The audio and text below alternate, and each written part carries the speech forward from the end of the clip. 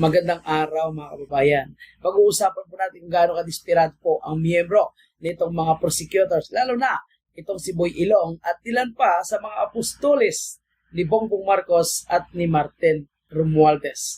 O ito, si Garen, galit na galit dahil pinagtatawanan at nainsulto daw po itong si Luistro dahil sa nagtrending na laway niya na parang sobrang kapal kasi nakakadiri. At ang isa naman, na miyembro naman ng kanilang private lawyer o private prosecutors, abay tumulo naman ang sipon habang nagsasalita. At si Laila de Lima, sama na rin natin yan, napilit talaga na gustong paniwalain ng taong bayan na ang di umano'y pagbabanta ni VP Sara ay isang kasong kriminal at isang impeachable offense daw. Siyempre, yan kasi ang gusto nilang mangyari, na ma-impeach yung ating Vice Presidente. Pero ganoon pa rin mga kababayan natin, malalaman mo talaga kung gaano sila kadesperado kasi halos araw-araw na lang simula nung pinag-initan nila si VP Sara at gustong ipa-impeach, sila po ay nagpapabriskon. So malalaman mo talaga kung mababaw ang isang ilog o ang isang dagat dahil napakaingay ng alon, napakaingay ng agos ng tubig. So ito po yung mga kongresista ngayon nagigil para ma-impeach si VP Sara. Nako mga kababayan, sa sobrang desperado nila, abay may isang individual, di umano'y taga Mindanao, hindi na natin pangalanan at hindi na natin banggitin kung ano ang kanyang posisyon. Siya po ay nagbanta daw, nag-send ng message dito kay Boy Ilong at parang binabantaan daw po siya. Abay, ginamit na naman nilang propaganda ngayon at pilit na naman na kinokonek sa ating Vice Presidente. Naku po mga kababayan natin, ito yung gawain nila dahil hindi nila kayang papaniwalain ng taong bayan at wala nang naniniwala sa kanila kahit ano na lang na pwedeng ma-connect sa ating Vice Presidente ay gagawin nitong mga kongresistang ito at lalo na itong si Boy Ilong. Tandaan natin mga kababayan, itong mga pagbabanta sa kanila, itong mga nagsasalita sa kanila na hindi maganda o yung pambabasto sa kanila, ibunga yan sa kanilang kawalang hiyaan din nila na ginagawa sa gobyerno at ginagawa po sa kay Vice President Sara. Alam mo kung usapin pagbabanta lang, kami nga ordinaryong political vlogger lang, nagsasalita, nagkokomento sa mga isyong nangyayari sa ating bansa. Araw-araw nakakatanggap po tayo ng pagmumura, pagbabanta at kung ano pang pambabastos. Pero hindi natin pinapansin yan. No, hindi na natin sinasabi yan. Dahil alam naman natin na marami talaga yung nasusuhulan sa kanila at nababayaran para utusan, para sirain at takutin tayo. So, imbis na ipopost ko pa yan, nireklamo ko yan, binubura ko na lang yan. Din-delete ko na yan, din-disregard ko na yan, no? Hindi ko na pinapansin yan. Pero tingnan nyo sila ha. Dahil naghahanap po sila na pwede, oy, i-connect kay VP Sara. Namo, pakinggan nyo sir doon. Ang pinaprosecute din po natin yung kultura ho ng pagbabanta. Hindi ba? Ang nakita ho natin, the followers follow the leader. Hindi ba? So, if the leader... Ayan, di ba? So, pilit niya na naman ikukunik yan sa mga Duterte. Tandaan natin kung saan galing grupo na organisasyon itong Seridon. Bago pa ito kinuha na parang part ng administrasyon ng President Duterte, kalaunan ay tinanggal dahil imbis na magtrabaho, nagwali-wali, nag-enjoy sa pagta-travel at paglulustay ng pera ng gobyerno. Alam naman natin bawal yan sa panahon ni President Duterte. Kaya ngayon, galit na galit. Kumbaga, kung ano yung grupo niyang pinagpulan, organisasyon, banggitin na natin, itong Kabataan Party List, sinubukan siya ipasok ni PRD, baka may tulong sa gobyerno, naglustay pa ng pera. Kaya galit na galit. O ito ngayon, bumabawi, mga kababayan. At bilang parte ng Alipores o apostol ni Bongbong at ni Martin, tingnan yung kanilang ginagawa ngayon. Had made threats against the president, kahit yung mga sumusunod sa kanila, gano'n din yung ginagawa. Doon sa umuusig sa kanila. Tingnan nyo mga kababayan po natin ha. Pilit nila na kinukunik si President Duterte o kay Tatay Digong o kay VP Sara. Tandaan natin mga kababayan, Ang individual na nagbibigay sa kanila ng mensahe or nagsasabi sa kanila na hindi magaganda, hindi ibig sabihin ay magre-reflect yan sa ating Vice Presidente. Ibig sabihin ba, sila ay dahil sumusuporta sa kay Bongbong Marcos, Martin Romualdez, ganon din sila. Diba? Adik din ba sila? Bangag din ba sila? Kasi sabi ni Amy Marcos, adik bangag si Bongbong Marcos. Ibig sabihin sila dahil protektado na si Bongbong Marcos, magre-reflect din ba sa kanila? Siguro pwedeng may ninakaw sila, may kinulimbat sila.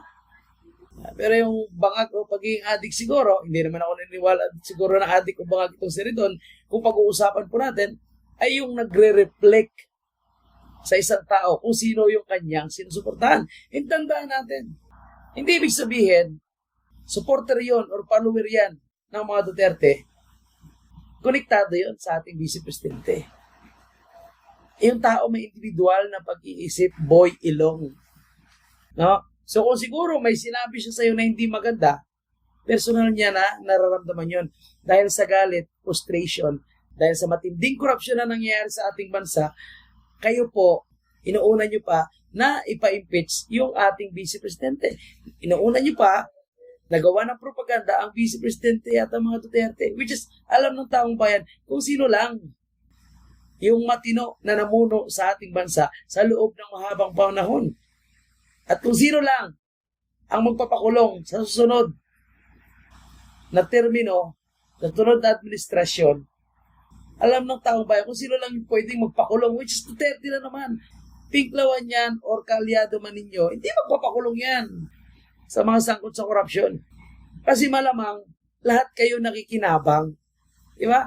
At siguro hindi naman personal na kilala ni VP Sara yun. Hindi naman siguro personal na magkakilala silang dalawa at nag-uusap. Di ba? Dahil ang daming supporter ang mga Duterte. At ang pagkakaalam ko dyan sa comment section, ang daming nagsasabi sa inyo ng hindi magaganda, pambabastos o pambabanta dahil sa dalayan ng kanilang galit or frustration.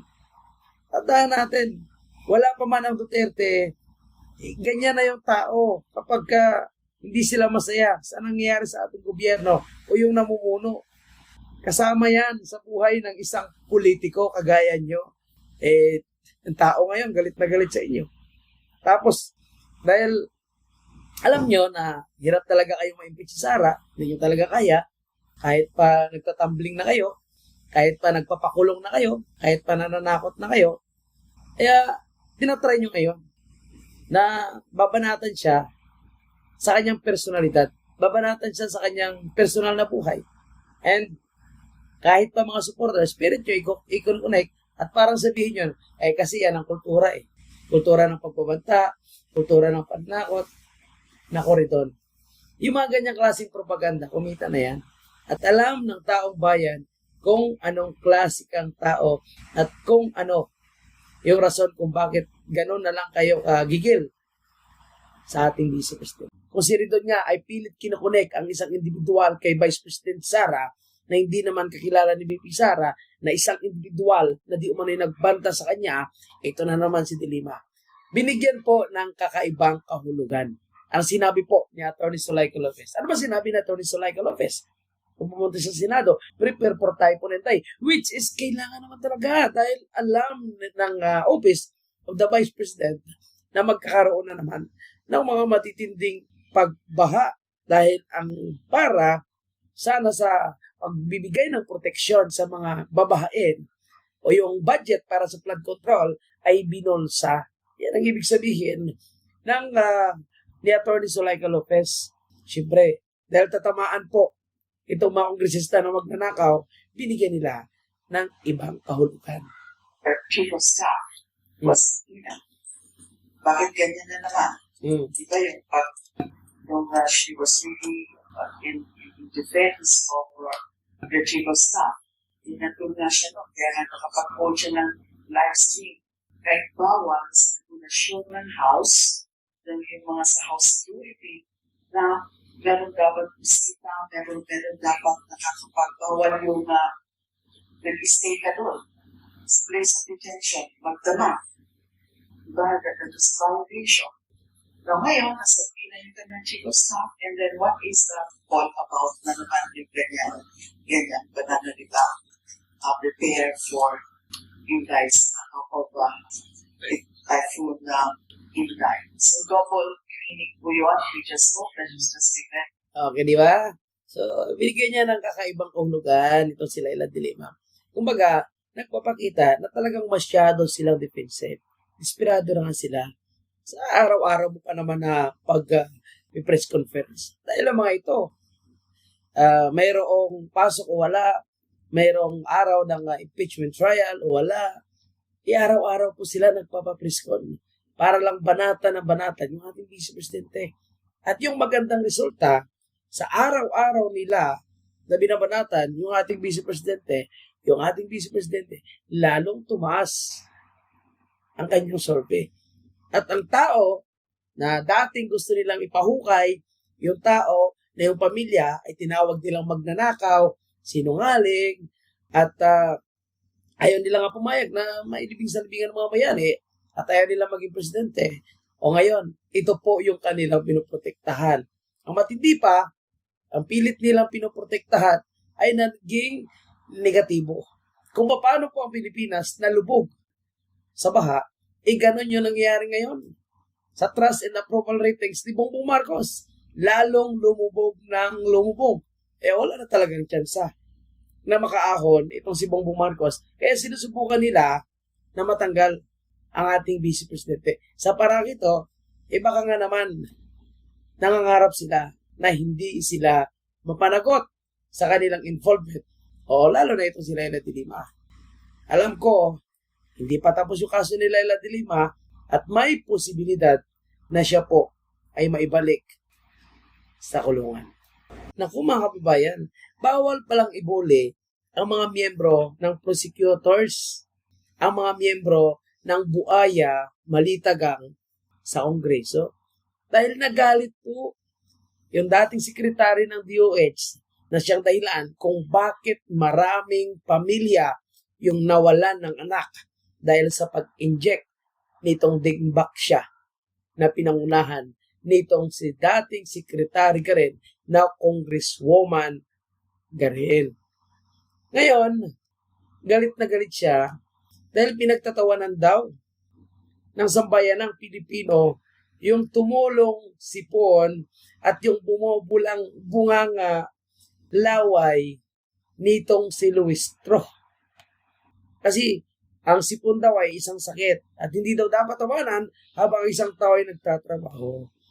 At lahat naman daw naglalaway pero pusang gala. Iho di punggol sa Ilonggo. Yung laway ni Luistro, hindi po yung laway na ordinaryong laway lang. Garin. Yun po ay laway ng parang isang asong nabubuang asong ulol. Pakinggan nyo to. Mixi lang to. Kasalanan ba yun? Hindi. Kailangan bang pagtawanan yun? No. It's actually bullying. The prosecutors are just doing their job.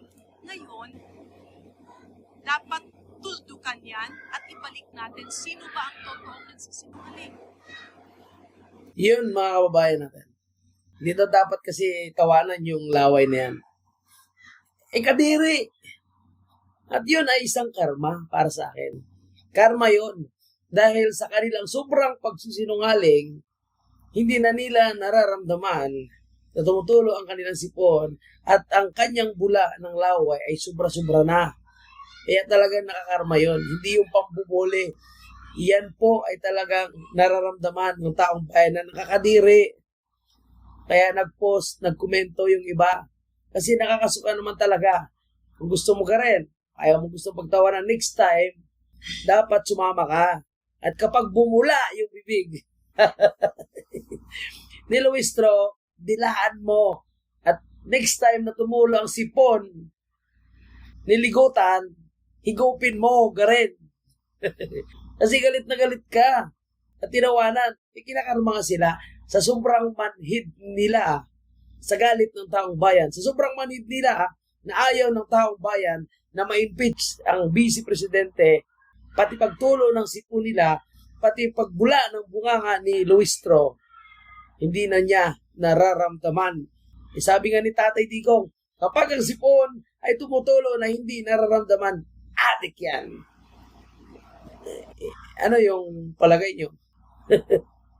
Basta yun ang sabi ni Pierre, di ba? Si Bibin, tumutulo yung sipon, hindi nararamdaman. Si Likutan, tumutulo yung sipon niya, hindi niya nararamdaman. Paano kaya yung tulo ng laway? Ano kaya ang ibig sabihin niya? Yan lang po yung ating update. Maraming salamat at mabuhay po kayong lahat. Mabuhay ang Bansang Pilipinas. Saludo.